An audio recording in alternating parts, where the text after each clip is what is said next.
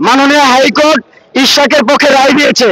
ওনাকে মেয়র পদে ওনাকে শপথ গ্রহণ করানোর জন্য সেই রায়কে এই উপদেষ্টা আসিফ মাহমুদ উনি ব্যক্তিগত আক্রোশ থেকে হোক আর ওনার অন্য কোনো অসৎ উদ্দেশ্যে হোক এটা উনি বিলম্বিত করতে চাচ্ছে।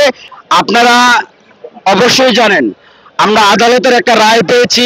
এই রায়ের প্রেক্ষিতে জনতার মেয়রকে আজ থেকে ভোটের পর মানে আজ থেকে আরো 3 বছর আগেই জনতার মেয়র হিসাবেই জনতাই রায় দিয়েছে। অতএব সেই রায়কে আমরা মাননীয় হাইকোর্টের যে রায় দিয়েছে সেই রায়কে আমরা হাসি মুখে মেনে সেটাকে প্রায়োরিটি দিয়ে দিয়েছে আজকে আমাদের এই অবস্থান এবং আমাদের দাবি।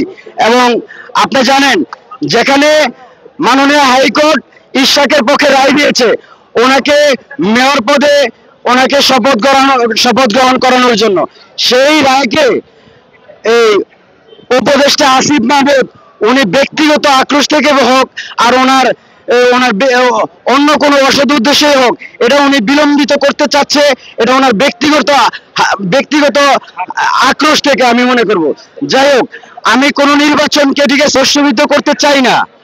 আগে যে বোর্ডের নির্বাচন বিতর্কিত হয়েছে এটা দেশের মানুষ জানে এবং যেই পরিমাণ ভোট হয়েছে সেই পরিমাণ ভোটে মেয়র ইশরাক উনি মেয়র হিসেবে নির্বাচিত হয়েছেন। কিন্তু ওই জায়গায় যার ভোট তাকে না দিয়ে অপরজন তাপসকে তারা রায় ঘোষণা করে দিয়েছেন। দিন পর্যন্ত মেয়র ইশরাককে শপথ গ্রহণ না করায় ততদিন পর্যন্ত আমাদের এই দাবি আদায় সংগ্রাম চলবে। এই পরবর্তী এখন আমি আপনাকে একটু আগে বলেছি জনসাধারণের বিঘ্ন ঘটে এমন কোনো কাজ জাতীয়তাবাদী দল করে না।